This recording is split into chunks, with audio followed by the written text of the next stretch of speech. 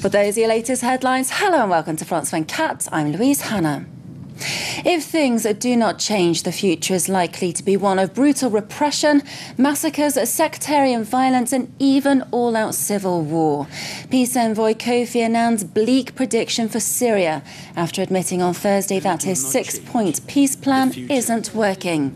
Well, for more on this, I'm now joined on set by our international affairs editor, Christophe Robiet. Thank you for being with us, Christophe. Christophe, why does Annan now want to bring Iran to the table? Christophe, you mentioned Russia before. The international community increasingly leaning on it to do more where Syria is concerned. Is there an acceptable compromise for it, do you think? Thank you very much, Christophe. Christophe Robiet, there, our international affairs editor. Egypt finally has a panel for drawing up its new constitution. The first one was frozen after liberals and secularists complained that the Muslim Brotherhood had too much influence. But on Thursday, 22 political parties and the ruling military came up with a deal on who will be on the 100-member body and how many places they'll have. Well, let's cross live now to France 24's Catherine Stapley in Cairo. Catherine, just run us through who will be on this panel. Well, this panel is going to reflect a broad spectrum of Egyptian society. And Catherine, this panel will be seen by many as a step forward in Egypt's transition to democracy, but there are two big tests to come next week. Thank you very much, Catherine. Catherine Stapley reporting for us live there from Cairo.